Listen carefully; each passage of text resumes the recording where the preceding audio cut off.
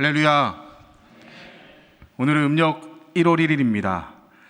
하나님께서 우리에게 하나님과 동행하는 기쁨을 주시는 한 해가 되기를 소망합니다. 창세기 5장 21절 24절 말씀을 가지고 동행의 기쁨을 누리는 성도라는 제목으로 하나님의 말씀을 나누겠습니다. 말씀을 시작하면서 잠깐 하나 사진을 좀 보여드리겠습니다. 혹시 이 땡큐 데디라는 영화를 혹시 보신 적 있으십니까? 원작은 나는 아버지입니다라는 책을 이제 기반으로 해서 만든 영화입니다. 두 아버지와 아들의 사이에서 일어났던 일을 가지고 만들어진 영화입니다. 아마 아시는 대로 딕 호이트라는 아버지와 아들 릭 호이트라는 이제 부자의 이야기인데요. 아들이 태어났을 때 목에 탯줄이 감겨서 뇌성마비와 전신마비의 상태로 태어났습니다. 아버지는 아들을 포기하지 않고 아들의 미세한 눈동자의 움직임을 보고 대학의 의료진의 도움으로 아들과 소통을 하기 시작했습니다. 어느 날 아들이 친구의 교통사고를 당한 친구의 치료비를 치료하기 위한 마라톤 달리기 이벤트에 참여하고 싶다는 이야기를 아버지께 하면서 이 두 부자의 인생이 달라집니다. 아들을 휠체어에 태우고 8km가 되는 거리를 달리는 것이 불가능한 일이었지만 아들을 향한 마음으로 아버지는 아들과 함께 휠체어를 밀며 그 달리기를 합니다. 비록 꼴찌에서 두 번째로 들어왔지만 아들의 한마디가 아버지의 인생을 바꾸었습니다. 아빠, 우리가 달리고 있을 때 나는 더 이상 장애인이라는 느낌을 받지 않았어요. 그 아버지와 아들은 팀 호이트라는 이름으로 이제 아들을 휠체어에 태우고 미국의 전역을 달리기 시작했다고 합니다. 보스턴 마라톤 대회에 1981년부터 30년이 넘게 참여했다고 합니다. 최고 기록은 2시간 40분이라고 합니다. 2시간 40분. 혹시 마라톤을 한번 뛰어보신 분 계십니까? 2시간 40분. 일반적인 사람이 할 수 있는 거리의 또 기록이 아닙니다. 그런데 아버지가 아들을 휠체어에 밀고 이 시간을 완주했습니다. 그리고 거기에서 멈추지 않고 철인 3종이라는 경기를 함께 했습니다. 보트에 아들을 싣고 3.86km를 수영하고 아들을 태운 뒤 자전거로 약 180km를 또 달리고 아들이 탄 휠체어를 밀며 마라톤의 거리를 달려야 합니다. 그리고 1992년도에는 45일 만에 미국 대륙을 횡단했다고 합니다. 어떤 사람들은 아버지께 이러한 제안을 했습니다. 혼자 뛰면 엄청난 기록을 세울 것이라고 혼자 한번 뛰어보면 어떻겠냐라고 이야기하지만 아버지는 그들에게 이렇게 이야기합니다. 아들이 없으면 뛸 이유가 없습니다. 아들에게 가장 하고 싶은 일이 무엇이냐고 물었더니 내가 아버지를 휠체어에 태우고 밀고 뛰고 싶습니다라는 이야기를 했습니다. 아들이 아버지께 말합니다. 아버지가 없으면 할 수 없었을 거예요. 그런데 아버지는 아들에게 이렇게 말합니다. 내가 없었으면 나도 시작하지 않았다. 어쩌면 동행이 이런 것 같습니다. 동행. 누군가를 배려하며 함께 걷고 함께 뛰는 것. 사실은 서로의 눈높이를 맞추고 서로의 보폭을 확인하지 않고는 동행은 이루어질 수 없습니다. 아버지는 아들이 있기 때문에 달렸지만 사실 아들 또한 아버지 있기 때문에 함께 하였습니다. 그래서 동행이라는 말, 함께 걷고 함께 살아간다는 말은 어쩌면 우리의 일상의 자체가 되어야 합니다. 가장 중요한 것, 서로의 눈을 보고 서로의 보폭을 맞추고 그래서 아모스 3장 3절 말씀처럼 두 사람이 뜻이 같지 않은데 어찌 동행하겠느냐. 두 사람이 뜻이 다르면 동행할 수 없다라고 하나님은 말씀하십니다. 3년 전입니다. 제가 제주도에서 사역을 할 때 아이들과 함께 성산 일출봉에 올라갔던 기억이 있습니다. 그때 아이들은 8살 딸 그리고 7살 아들이었습니다. 아이들이 막 처음에는 이제 대자연 속에서 막 열심히 뛰어가다가 힘이 드니까 언덕을 만날수록, 길이 험난해지고 높이 올라갈수록 아이들은 저에게 와서 막 매달렸습니다. 생각을 해보십시오. 저 혼자 올라가는 것도 힘든데 아이들이 매달리니까 정말 이러다가 이 산을 내려갈 수 있을까라는 생각이 들었습니다. 그리고 끝까지 올라갔다가 이제 내려가는데, 처음에 이제 성산일출봉에서 이제 내려가는 길은 굉장히 가파릅니다. 내려가는 길이 굉장히 무섭습니다. 그래서 아이들이 손을 잡고 또 아내의 손을 잡고 함께 내려갑니다. 그러다가 한 중간 정도 내려오면 이제 길이 좀 뛰어갈 수 있는 길이 됩니다. 그때 아이들이 제 손을, 엄마 손을 언제 잡았느냐 이제 놓고 아이들이 달려갑니다. 평지가 되자, 자기들이 뛸 수 있을 때가 되자 달리기 시작합니다. 그때 느낀 것이 하나 있습니다. 함께 걷는다는 것이 무엇인가? 함께 산다는 것, 함께 동행한다는 것이 무엇일까? 아이들이 힘들 때 아이들의 눈에 맞춰주고, 아이들이 힘들 때 내가 아이들을 끌어주고, 사실은 그 아이들이 나와 함께함으로 새 힘이 나는 것, 그것이 동행이 아닐까? 서로의 보폭을 확인하지 않으면, 서로의 컨디션을 확인하지 않으면 사실은 절대로 함께 걸을 수 없습니다. 함께 산다는 것은 더 어려운 것 같습니다. 결혼을 하면 끝인 줄 알았는데 사실은 함께 살기 위해 맞춰가야 될 것들이 참 많습니다. 서로의 필요를 돌아보지 않으면, 양보해야 될 것들을 양보하지 않으면 어쩌면 혼자 살 때보다 더 큰 외로움이 가정에서 시작됩니다. 혼자 살 때보다 더 큰 아픔이, 어려움이 동행하고 있는 가정 가운데 생기는 경우들을 많이 발견하게 됩니다.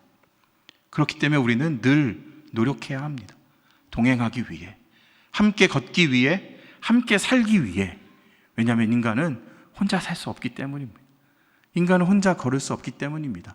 더 나아가 우리는 하나님과 동행하기 위해 힘써야 합니다. 하나님의 은혜의 말씀을 붙들고 하나님께서 주시는 말씀의 지표대로 살아가기 위해, 하나님은 늘 우리와 보폭을 함께하고 계시고 하나님은 늘 우리의 삶에 관심을 갖고 계시지만, 사실 문제는 내가 하나님을 떠났습니다. 내가 문제는 하나님 없이 살아갈 힘이 있다고 생각할 때가 있었다는 데 있습니다. 제가 10년 전에 보았던 한 시를 하나 소개해 드렸으면 좋겠습니다. 어떤 목사님께서 설교 시간에 사용하셨는데요, 이 시를 쓰신 분은 목사님이라고 들었습니다. 김진선이라는 목사님이신데요, 제가 한번 읽어보겠습니다. 하나님은 3등입니다. 1등은 하고 싶은 일, 2등은 해야 하는 일, 3등은 하나님 만나는 일. 하고 싶은 일 다 하고 해야 하는 일 다 마치고 그 후에 여유가 있으면 하나님을 만나줍니다. 하나님은 3등입니다. 어려운 일이 생길 때도 하나님은 3등입니다. 내 힘으로 한번 해보고 그래도 안 되면 가까이 있는 사람에게 도와달라고 하고 그나마도 안 될 때 하나님을 부릅니다. 하나님은 3등입니다. 거리에서도 3등입니다. 내게 가장 가까이 있는 것은 내 자신, 그 다음은 내 마음을 알아주는 사람, 그 다음에야 저 멀리 하늘에 계신 하나님이십니다. 하나님은 3등입니다. 그런데 하나님께 나는 1등입니다. 무슨 일이 있어도 내가 부르기만 하면 도와주십니다. 내가 괴로워할 때는 만사를 제쳐놓고 달려오십니다. 아무도 내 곁에 없다 생각이 들 때는 홀로 내 곁에 오셔서 나를 위로해 주십니다. 나는 언제나 하나님께 1등입니다. 나도 하나님을 1등으로 생각했으면 좋겠습니다. 만사를 제쳐놓고 만나고 작은 고비 때마다 손을 내미는 나도 하나님을 1등으로 모셨으면 좋겠습니다. 내게 1등이신 하나님을 나도 1등으로 모시고 싶습니다. 이 시를 들으면서 하나님과의 동행이 이런 건데, 사실은 하나님은 우리와 동행하고 계셨지만 문제는 내가 하나님을 떠날 때가 있었다는 겁니다. 내 힘으로 해볼 때, 내 생각으로 해볼 때, 안 되면 주변에 있는 사람들의 도움을 구해보다가 정 안 될 때 하나님을 찾지 않았나. 그래서 사실은 하나님과 동행을 할 때도 있었고 그렇지 않을 때도 있었다는 겁니다. 그런데 진짜 동행은 일상 속에서, 소소한 일상 속에서 이루어질 때에 우리에게 의미가 있다는 겁니다.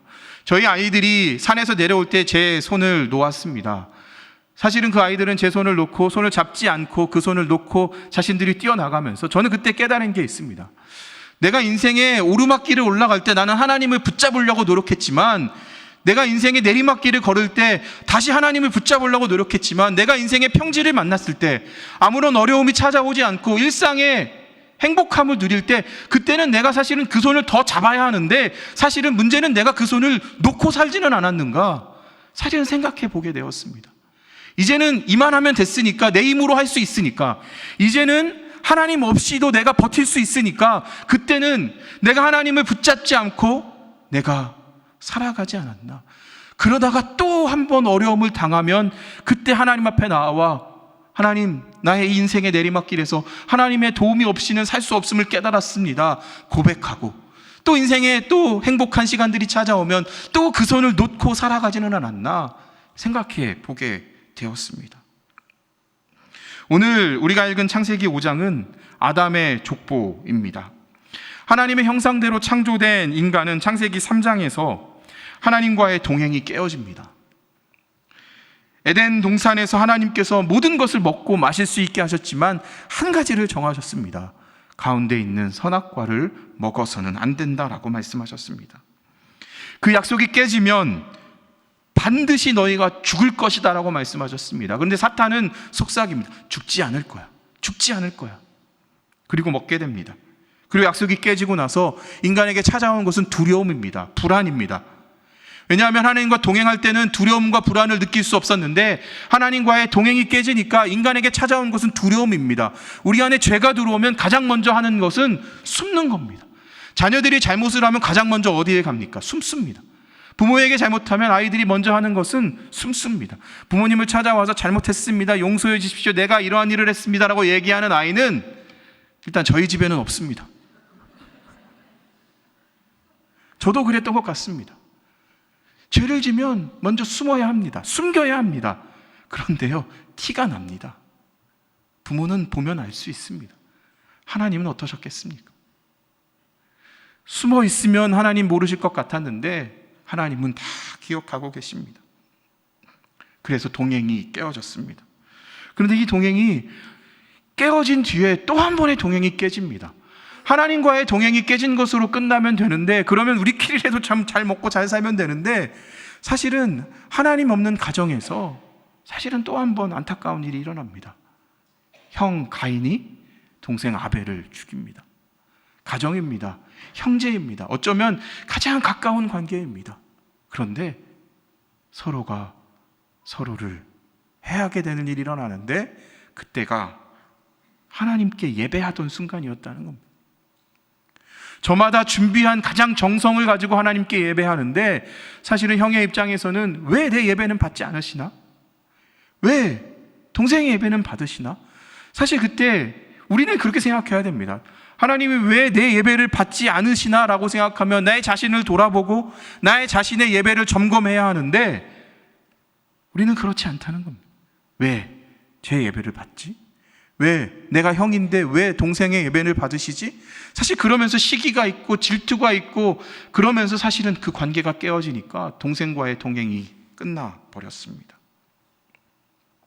그런데 창세기 5장은 아담의 족보를 아담 가인으로 시작하지 않고 아담 셋으로 시작하고 있습니다. 5장 3절에 보면 아담은 130살에 자기 형상 곧 자기의 모습을 닮은 아이를 낳고 이름을 셋이라고 하였다. 아담은 셋을 낳은 뒤에 800년을 살면서 아들 딸들을 낳았다. 아담은 모두 930년을 살고 죽었다. 그러면서 계속 셋, 그리고 에노스, 게난, 마할랄렐, 야렛, 에녹, 무두셀라, 라멕, 노아로 이어지는 아담의 족보를 이야기합니다. 그럼 우리는 한번 질문을 던져볼 필요가 있어요. 왜 아담 가인이 아니라 아담 셋이었을까? 물론 가인이 하나님 앞에 범죄했기 때문일 수도 있습니다. 하나님 앞에 범죄했기 때문에 하나님은 셋이라는 새로운 아들을 태어나게 하셔서 새로운 역사를 시작하셨습니다. 근데 창세기 4장을 보니까 조금 생각해 볼 수 있는 의미 있는 이야기가 있습니다. 창세기 4장에는 세 가지 사건이 기록됩니다. 하나는 가인이 아벨과 함께 하다가 예배를 드리는 가운데 가인이 아벨을 죽이는 사건이고요. 그리고 두 번째는 가인의 자손들에 대한 이야기가 있습니다. 그리고 세 번째는 셋의 자손들, 셋과 에노스에 대한 이야기를 합니다. 그런데 가인의 자손들을 보면 엄청난 사람들입니다.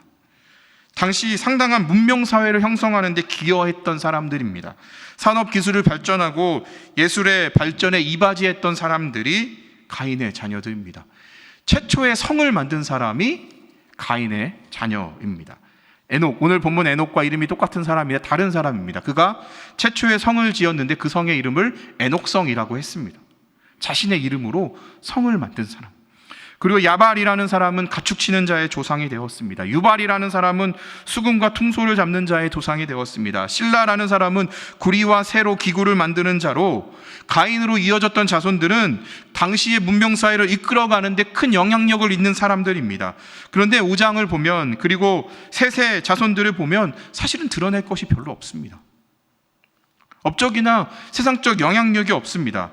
그런데 하나님은 그 셋이라는 자녀를 통해 시작된 그 가문을 주목하셨고, 그들을 통해서 결국에는 아브라함과 다윗, 예수 그리스도 메시아까지 이어가게 하셨습니다. 4장 25절에서 26절을 읽으면 이렇습니다. 아담이 다시 자기 아내와 동침하였다. 마침내 그의 아내가 아들을 낳았고 말하였다. 하나님, 가인에게 죽은 아벨 대신에 다른 씨를 나에게 허락하셨구나. 그의 아내는 아이의 이름을 셋이라고 하였다. 셋도 아들을 낳아 아이의 이름을 에노스라고 하였다. 그때 비로소 사람들이 주님의 이름을 불러 예배하기 시작하였다.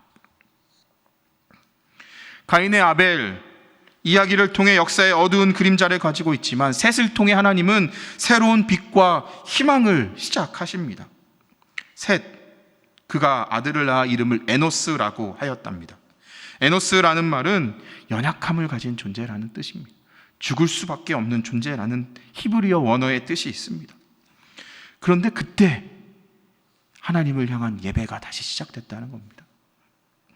비로소 어느 시점에 끊어졌던 일이 다시 한 시점이 돼서 시작되는 일이 일어났는데, 그때는 가인의 자손들로 문명사회를 이루어서 굉장히 큰 영향력들을 사회에 이바지했던 그때가 아니라, 자신의 연약함을 깨닫고 하나님께 돌아가지 않고는 하루를 살 수 없다라는 믿음의 고백을 담은 신앙의 고백, 예배가 시작되는 그때, 하나님은 그 사람들을 통해 하나님의 뜻을 이루셨다는 것입니다. 하나님께 돌아가야만 한다. 하나님 앞에 돌아가지 않고는 설 수 없다. 하나님과 동행을 다시 회복하지 않고는 안 된다. 사실은 하나님과의 동행이 회복되어야 인간관계의 동행이 회복될 수 있습니다. 가정에 문제가 있습니다. 관계에 어려움이 있습니다. 그래서 사실 우리는 노력합니다. 그런데 사실은 잘 해결되지 않을 때가 있습니다. 왜? 하나님과의 관계를 돌아보지 않았기 때문입니다. 그래서 하나님과의 관계가 회복이 되면, 지난주일 담임 목사님께서 말씀하신 것처럼 하나님께 가까이 가면 갈수록 그 가까이 모인 사람들이 함께 관계를 맺게 되는데, 하나님과 관계를 가까이 하지 않은 채 사실은 가까이 하려고 하니까 관계가 회복되지 않는 겁니다. 예배 공동체가 회복될 때 삶의 사랑의 공동체가 회복될 것입니다. 왜냐하면 모든 관계의 시작은 하나님께 있기 때문입니다. 예배, 그것이 하나님과 동행하는 가장 중요한 일입니다. 하나님은 예배하는 연약한 자를 통해 새 역사를 이루셨습니다. 어쩌면 하나님께 나와 예배하는 자들은 자신의 연약함을 고백하는 자들입니다. 내 힘으로 살 수 없기 때문에 매 아침마다 새벽마다 하나님 앞에 나오는 이유는, 하나님, 오늘도 내 힘으로 살아갈 힘이 없습니다. 오늘도 내 능력으로 살아갈 수 없습니다. 오늘도 내 사업이 잘 되고 있지만 이 사업이 잘 되는 것이 내 능력이 아니라 하나님의 도움입니다. 하나님, 내 자녀가 공부를 잘하건 공부를 못하던 사실은 그것이 중요한 것이 아니라 이 아이가 정말 하나님을 예배하는 자녀로 서기를 소망합니다. 우리 자녀가 건강하건 건강하지 않건, 혹 우리 가정에 어떤 어려움이 있는데 이 문제를 사실 해결하려고 노력했지만 사실은 하나님, 내 힘으로 해결할 수 없어서 하나님께 나아오는 겁니다. 사실 하나님을 떠났던 사람들, 하나님 때로는 그 사람들에게 어려움을 주셔서 하나님께 나오게 하십니다.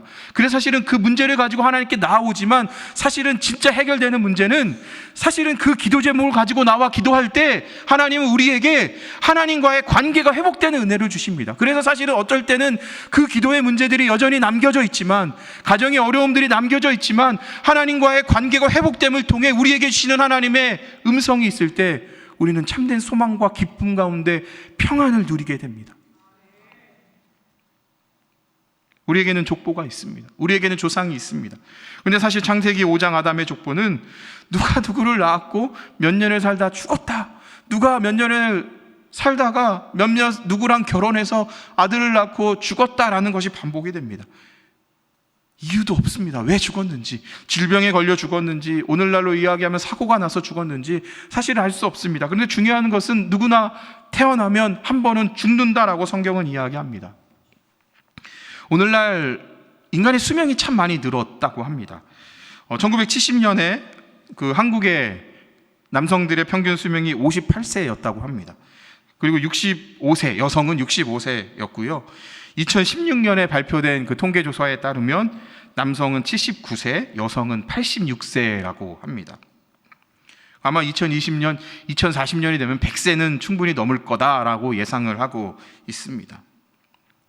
고려시대의 왕들의 평균 수명이 42세였고 조선시대의 왕들의 평균 수명이 47세였다라는 것을 볼 때에 엄청나게 늘어났습니다. 불과 50년 동안 20년이 연장됐습니다. 그런데요, 생각해 볼 게 있습니다. 20년이 연장됐다면 지금 살고 있는 배우자와 20년을 더 살아야 된다는 겁니다. 왜 웃으십니까? 단순하게 20년을 더 사는 게 아닙니다. 그냥 시간이 가는 게 아닙니다. 평균 수명이 늘면 내가 누군가와 동행하는 시간들이 늘어나야 하는데, 그 늘어나는 시간 동안 가정의 동행이 깨어지고 하나님과의 동행이 깨어지면 사실 그 20년은 차라리 살지 않아도 될 시간, 어쩌면 빨리 죽으면 고통과 아픔을 느끼지 않는데 동행이 깨어지면 깨어진 채로 그 20년, 30년이라는 시간을 보내야 된다는 겁니다. 하나님 앞에 우리가 100년이라는 시간을 주어졌습니다. 여러분, 30년을 동행하는 것보다 100년을 동행하는 것은 쉽지 않습니다. 꾸준히 늘 한결같이 동행하는 것이 쉽지 않습니다. 지난주 돌아가신 가정의 이야기를 들어보니까 결혼하시고 50년인가를 넘게 사셨다고 하더라고요. 전 이제 10년 조금 더 살았는데 40년을 더 살아야 되니까 기도밖에는 없습니다. 동행이라는 게 어렵습니다.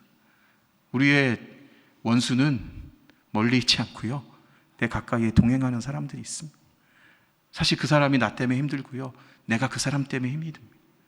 그런데 서로 눈을 맞추고 보폭을 확인하고 서로의 관심사와 필요를 맞추지 않으면 동행은 일어나지 않습니다. 하나님과의 동행 더 어렵지 않겠습니까? 왜냐하면 하나님은 늘 우리와 함께하고 계신데, 문제는 내가 하나님의 손을 잡았다가 놓았다가, 하나님이 필요할 때 하나님을 찾았다가 떠났다가, 사실 그것들이 반복되고 있기 때문에 사실은 우리에게 하나님과 동행을 위해 힘써야 될 필요가 있습니다. 오늘 성경은 에녹을 주목하며 이야기합니다. 그런데 다른 사람과는 다르게 한 가지의 수식이 더 있습니다. 하나님과 동행했다. 성경에 나오는 인물들, 아담은 930년을 살았습니다. 셋은 920년을 살았습니다. 에노스는 905세를 살았습니다. 무두셀라는, 에녹의 아들인 무두셀라는 969세를 살았습니다. 그런데 에녹은 365년을 살았다라고 이야기합니다. 그 당시 사람들에 비해서는 3분의 1밖에 되지 않는 인생을 살았습니다. 그런데 다른 사람의 인생에는 성경에 하나님이 하나도 수식하지 않고 있지만 에녹의 인생에는 단 한 가지를 수식하십니다. 말씀하십니다. 나와 동행했던 자다. 나와 동행했던 자다. 그는 죽음을 경험하지 않고 하나님이 데려가셨습니다. 그리고 그의 인생은 비교적 그 시대의 사람들보다 단명했지만 하나님과 동행하는 삶을 살았다. 그것이 우리에게 필요하지 않을까 생각합니다. 어쩜 이 시대는 능력이 있는 사람을 찾습니다. 이 시대는 뭔가 이 시대의 문명과 사회를 발전할 수 있는 사람을 찾습니다. 그런데 하나님은 나와 동행할 사람을 찾으십니다. 하나님은 능력이 있는 사람이 아니라 하나님과 말씀과 교제할 사람, 하나님을 찬양할 사람, 하나님 앞에 나와 기도할 사람, 하나님과의 관계 속에서 깊은 교제를 이룰 사람, 그 사람을 찾으십니다. 어쩌면 능력이 있는 사람을 찾으셔야 된다면 저희 중에 혹 저는 이 자리에 있을 수 없을 것 같습니다.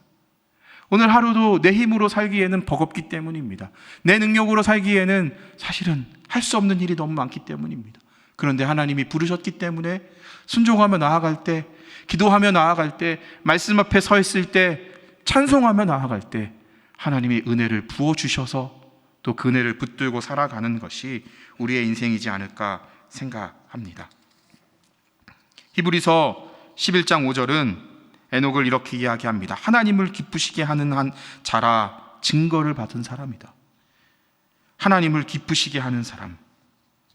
무언가 세상에 뭔가를 만들기 위해 힘썼던 것이 아니라 하나님을 기쁘시게 하는 사람, 그 사람이 저와 여러분이 되셨으면 좋겠습니다. 이 이야기를 말씀드리고 말씀을 정리하겠습니다.